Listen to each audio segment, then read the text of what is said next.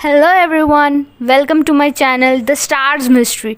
One destination for motivational quotes, some beautiful stories and amazing shairis. So like, comment, subscribe and share.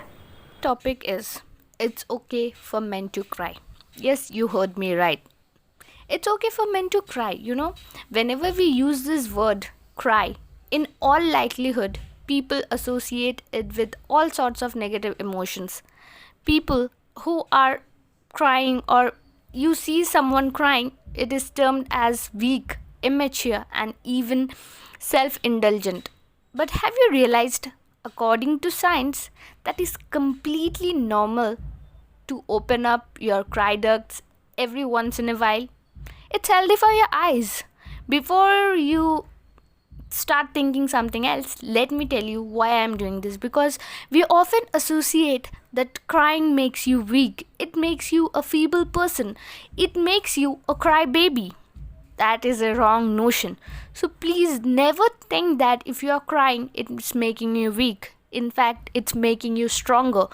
Because only if you are able to embrace your pain, only if you are able to realize your pain, realize your emotions, then only you will become a stronger person, because you have that ability to accept your emotions and move forward.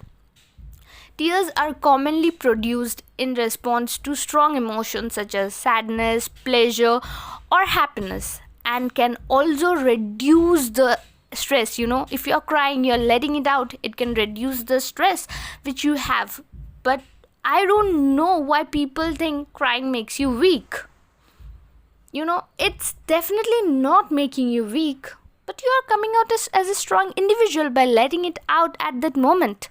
It's okay to cry, it's okay to feel bad, it's okay to feel weak. That's okay. It's okay to feel vulnerable. But we don't think all this. We just dwell on others' opinion, others' thoughts, what people think, what will they pursue of me if I cry. That is not the matter over here. Even while growing up, men are taught not to cry and to resort to other emotions to deal with their issues. What we don't realize is that crying doesn't make you feeble. It builds a better coping mechanism. Yes, it's built a better coping mechanism. I have seen people telling boys, it's to a 5-year-old guy over there, he was crying, and his mother or his parents told him, no, boys don't cry. Really, boys don't cry? It's not what we have to teach them. Why was he crying? He was crying because he was in pain. He fell down. He hurt his knee. That's the reason he was crying. And what we are saying, it's okay. Boys don't cry. You have to be strong. Why they have to be strong every time? And we compare them to girls. Why are you crying? Don't behave like a girl. This is what we tell to a boy if he is crying in reality. But if the same scenario is happening in a series or in a movie or whatever you call it, you will be so happy. Oh my god, it's so nice. See, the boy is crying. He has so many emotions. He is so empathetical. This is what we tell. But if that thing is happening in real life, we are like, oh my god, you're crying like a baby. You're crying like a girl. Don't wail like a woman. This is what we tell them. But why we do this? Why we have to do this? We have to normalize that it's okay for men to cry. And it's nothing impossible. It's nothing that is making them weak, that is making them somewhat vulnerable to you. No. They are crying because they are releasing their pent up emotions. Why do you have to be associate gender to an emotion, which is our very first reaction at the moment we come into the world?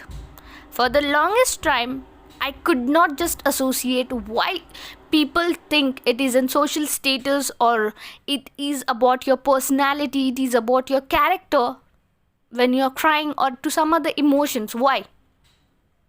People laughed at me when I cried because apparently when people think you're crying, you're a weak person. So at the time, I really stopped myself, from crying in front of people, because I don't want them to see my vulnerability. I don't want them to think me as a weak person, as a weak individual.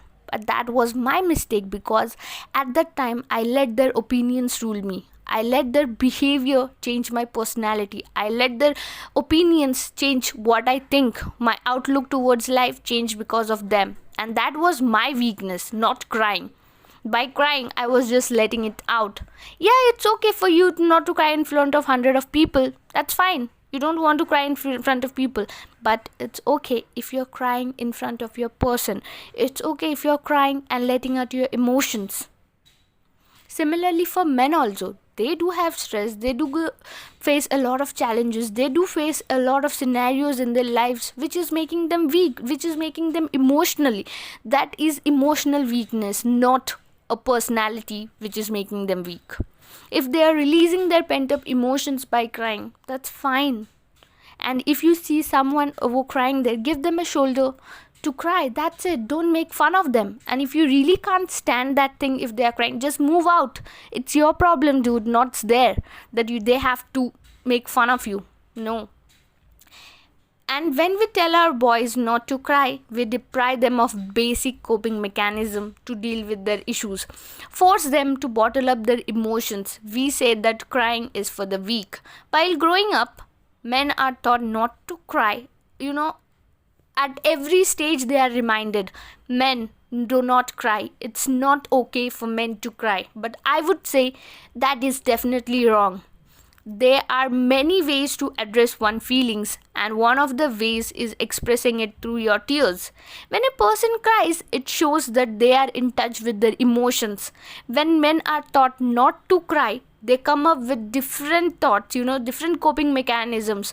Some find positive ways to do it, and some finds negative ways. Some let out their emotions through anger.